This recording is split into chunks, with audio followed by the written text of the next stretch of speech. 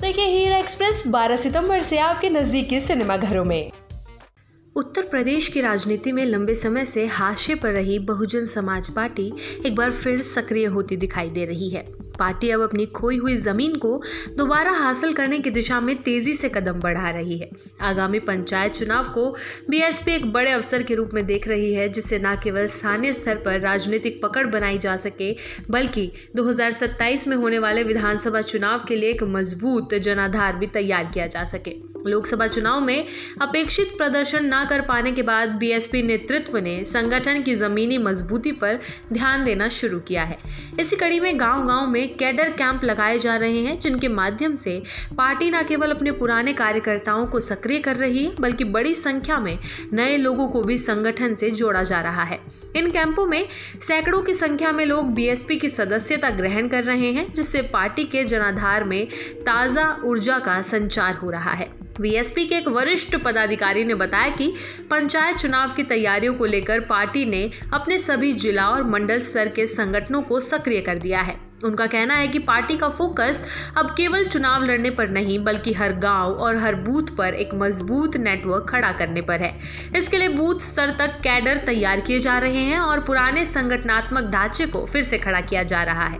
Party के राष्ट्रीय अध्यक्ष मायावती ने भी अब दलित समाज से जुड़े मुद्दों पर आक्रामक रुख अपनाया है। हाल ही में उन्होंने प्रदेश अध्यक्ष विश्वनाथ पाल को निर्देश दिया कि दलित उत्पीड़न की घटनाओं पर तत्परता से प्रतिक्रिया दी जाए और पीड़ित परिवारों से न केवल मिलकर सांत्वना दी जाए, बल्कि उन्हें पार्टी की ओर से आर्थिक सहायता भी उपलब्ध करवाई जाए। बीएसपी का ये रुख संकेत देता है कि पार्टी अपने मूल वोट बैंक दलितों को फिर से एकजुट करने के लिए हर संभव प्रयास कर रही है। राजनीतिक विश्लेषकों का मानना है कि बीएसपी का यह अभियान ग्रामीण क्षेत्रों में उसकी खोई हुई पकड़ को दोबारा स्थापित करने में कारगर हो सकता है। लंबे समय से बीएसपी को शहरी क्षेत्रों की राजनीति में कमतर आंका जा रहा था, लेकिन गांवों में उसकी अभी भी मजबूत जड़ें मौजूद हैं। ऐसे में पंचायत चुनाव बीएसपी के लिए सियासी पुनरुत्थान का मंच बन सकती है। पार्टी की अगली बड़ी रणनीतिक बैठक 7 सितंबर को लखनऊ में बुलाई गई है। इस बैठक में बीएसपी सुप्रीमो मायावती सभी प्रदेश पदाधिकारी और जिलाध्यक्षों से मुलाकात करेंगे। इस बैठक का एजेंडा 2 हिस्सों में बटा है। पहला, 9 अक्टूबर को पार्टी संस्थापक काशीराम के परिनिर्वाण दिवस की तैयारियां और दूसरा पंचायत चुनाव की रणनीति तय करना। सूत्रों के अनुसार इस बैठक में प्रत्याशियों के चयन की प्रक्रिया, चुनाव प्रबंधन, फंडिंग और संगठनात्मक जिम्मेदारियों को लेकर विस्तृत दिशा निर्देश जारी किए जा सकते हैं। मायावती इस दौरान पार्टी के निष्क्रिय पदाधिकारियों पर भी सख्ती बरत सकती है और संगठन में व्यापक फेरबदल की संभावनाएं भी जताई जा रही है। बीएसपी की रणनीति केवल सदस्यता अभियान और कैडर निर्माण तक सीमित नहीं है। पार्टी अन्य राजनीतिक दलों के असंतुष्ट नेताओं से भी संपर्क कर रही है और उन्हें बीएसपी के साथ जोड़ने की कोशिश में लगी है। विशेषकर ऐसे नेताओं को प्राथमिकता दी जा रही है जिनका गांवों में प्रभाव है और जो स्थानीय स्तर पर जनाधार रखते हैं।